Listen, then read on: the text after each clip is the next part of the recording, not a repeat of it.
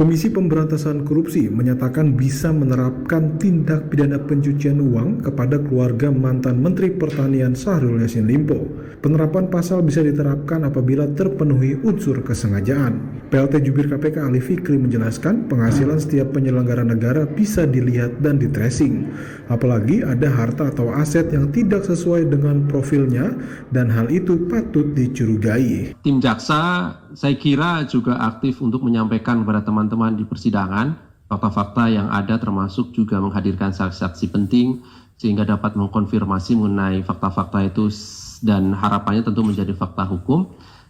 Pasti kami kembangkan lebih jauh ke arah sana, apakah hanya berhenti pada pemerasan dalam jabatannya itu ataupun suap gratifikasi ataupun TPPU, ataukah ada penggunaan anggaran-anggaran lain yang bersumber dari APBN misalnya untuk kepentingan pribadi ataupun keluarga ataupun pihak lain, sehingga tentu ini bisa dikaitkan dengan pasal 2 atau pasal 3 kan begitu, yang artinya ada potensi kerugian keuangan negara. Nanti analisisnya tentu setelah proses persidangan. Lebih lanjut, Direktur Penyidikan KPK Asep Guntur Rahayu mengatakan bahwa tim penyidik terus melakukan pengembangan khususnya dalam kasus mantan Menteri Pertanian Syahrul Yassin Limpo. Tentunya seperti yang sering saya sampaikan kepada rekan-rekan bahwa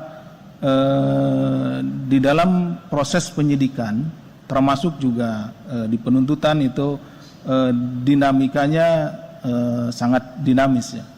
Jadi sangat dinamis di mana ada keterangan-keterangan yang kita peroleh pada saat penyidikan itu tidak hanya satu waktu.